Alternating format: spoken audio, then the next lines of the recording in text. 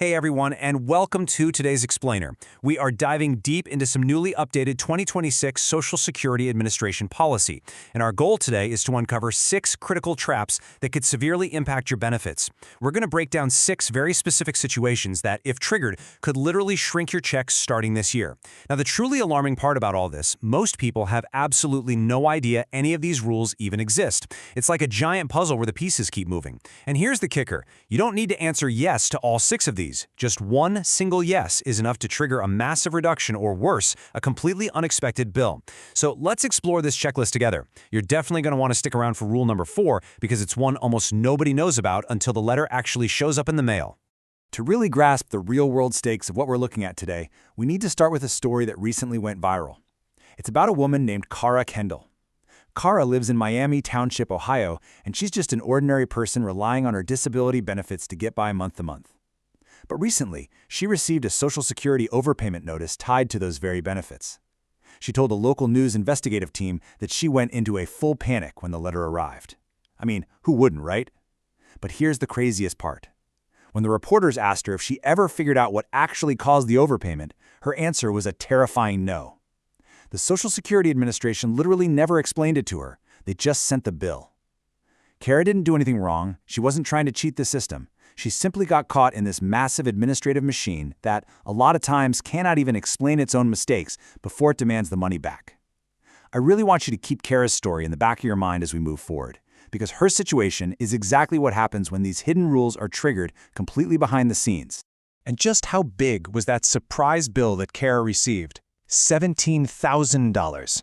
Seriously, let that staggering number sink in for a moment. $17,000 being demanded back from someone living on a fixed disability income. That case was uncovered by an investigative news team in Ohio, but the harsh reality is that it's just one of thousands of identical cases that have surfaced recently. This is not an isolated incident at all. The rules governing your benefits are changing faster than most people can possibly track on their own.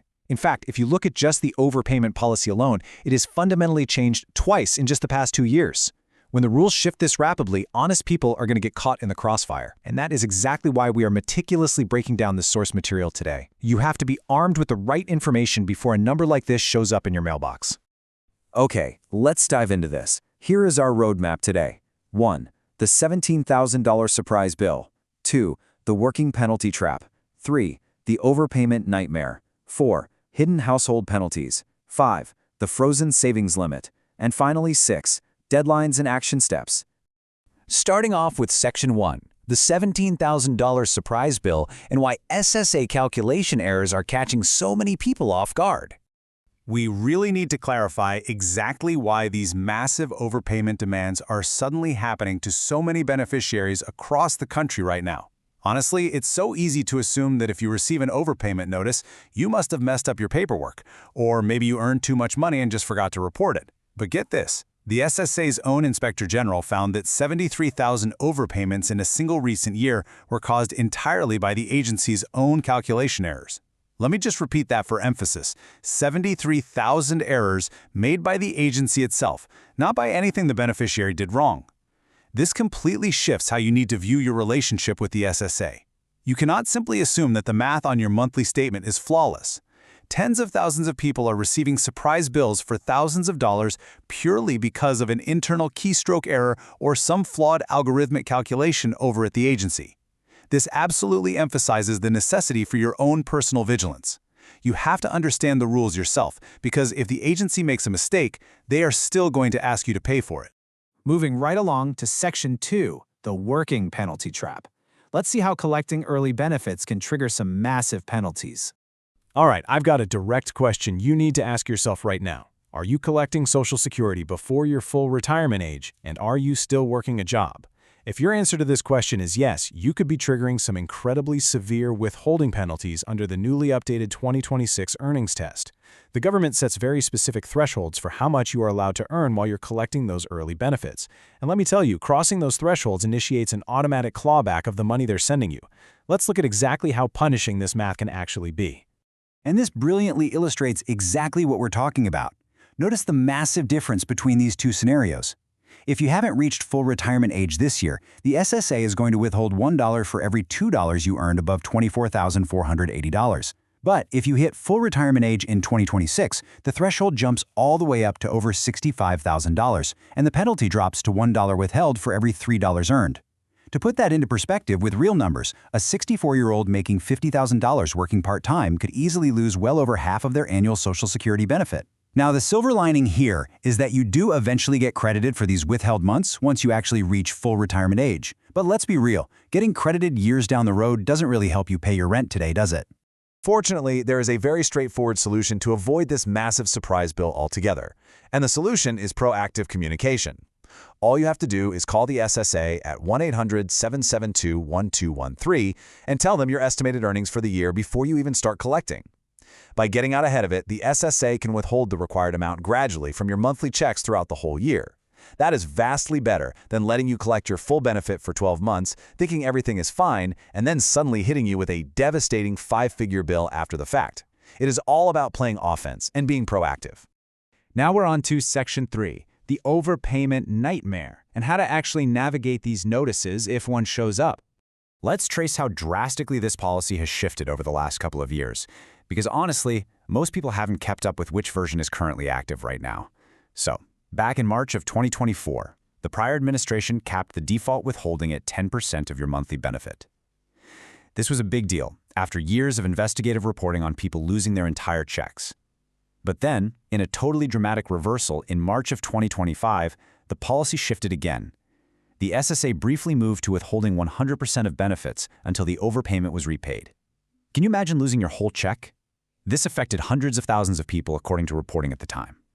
Finally, after a massive wave of public backlash, the agency settled on the active rate right now. If you receive an overpayment notice today and you do absolutely nothing, starting roughly 90 days after the notice, they will automatically withhold 50% of your monthly retirement benefit or 10% of your supplemental security income, which is known as SSI. So the crucial point is that if you get one of these notices, you cannot just freeze and hope it goes away. You actually have 3 specific structural lifelines to pause that 50% withholding, and most people only know about maybe one of them. Step 1. You can file Form SSA 561 to request reconsideration.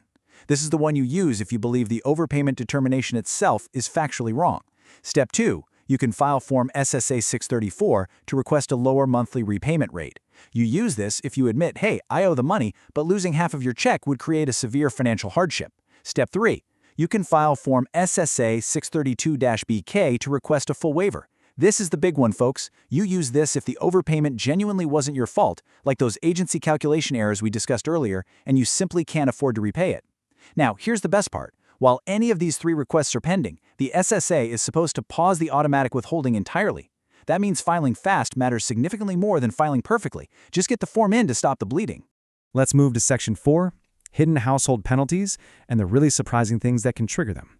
Let's detail exactly what household events trigger a benefit reduction because some of these are going to shock you. First off, marriage. Getting married triggers something called spousal deeming. This basically means a portion of your new spouse's income gets counted against your SSI eligibility, even though it's not actually your money. The SSA also applies a super strict $3,000 combined resource limit to married couples. This catches people completely off guard when a new spouse's modest savings account is suddenly folded into the agency's math. On the flip side, and almost nobody mentions this, getting divorced can actually increase your SSI payment simply because your household income just dropped on paper. But I've got to say, the most hidden traps involve the people you live with. Having your adult children help you out with bills or even having roommates casually splitting the cost of groceries can trigger a penalty. This completely breaks the common myth that well-meaning help from your family doesn't count against you. In the eyes of the SSA, if someone else is helping you survive, you need less government assistance.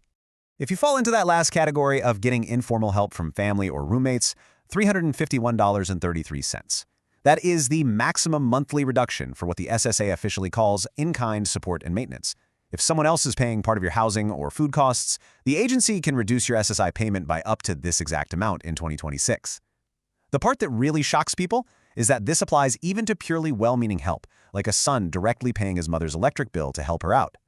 Now, there is one critical exception here. If everyone in your household receives a public assistance benefit, like SSI, 10F, or SNAP, the SSA generally assumes everyone in that home needs their own income just to get by, so they don't apply this penalty. But if you have a mixed income household, that $351 reduction is a very real threat to your bottom line.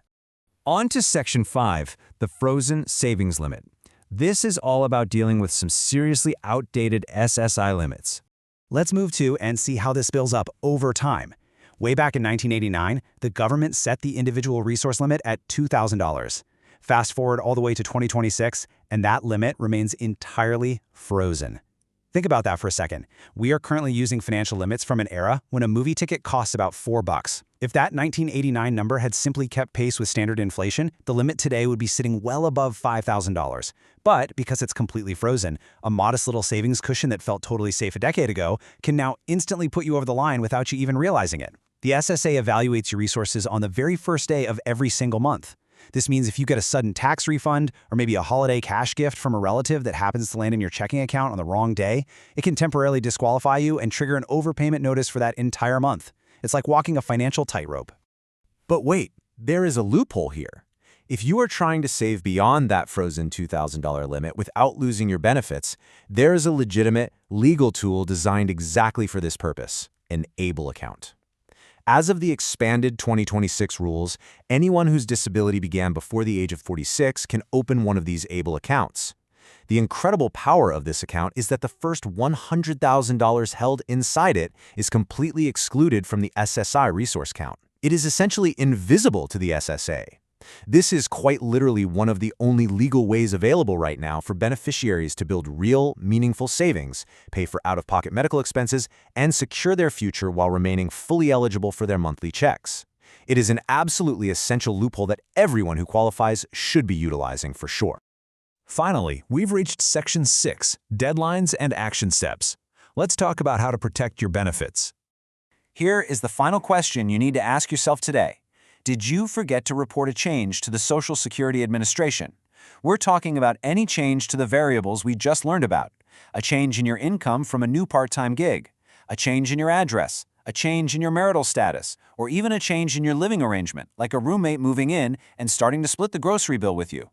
All of these life events directly impact the math the SSA uses to calculate your check, and they demand to be informed immediately when any of them happen. You've got to tell them, and you've got to tell them fast. Now, what's really interesting about this slide is this incredibly tight window you have. 10 days. According to SSA reporting rules, most changes need to be reported within 10 days after the end of the month in which they occurred. So if you get a new job on the 15th of the month, you have until the 10th of the following month to let the agency know. Missing this specific 10-day window is literally one of the single most common ways an overpayment notice gets generated in the first place. Because if you fail to report it, the SSA will eventually find out through tax records or bank data months later. And when they do, they will recalculate your benefits retroactively, slap you with a massive bill, and immediately begin that 50% withholding rate on your future checks. All right, let's pull the whole shebang together and summarize all the actionable steps we've derived from these 6 hidden rules so you can protect yourself. First, if you're working before full retirement age, estimate your earnings and call the SSA early to arrange gradual withholding. Second, if you get an overpayment notice, do not panic.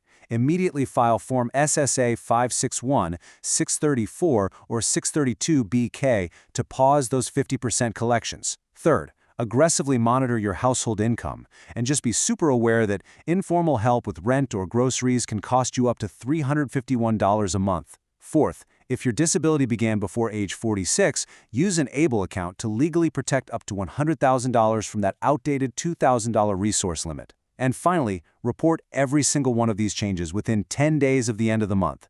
Getting ahead of a change is always going to be easier than trying to untangle an overpayment mess after the fact.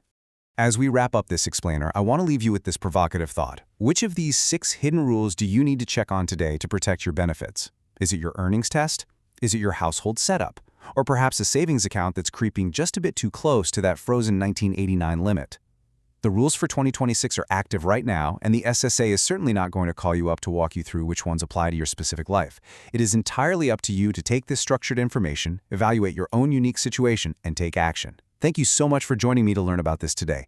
Keep learning, keep asking questions, and absolutely keep protecting what you've earned.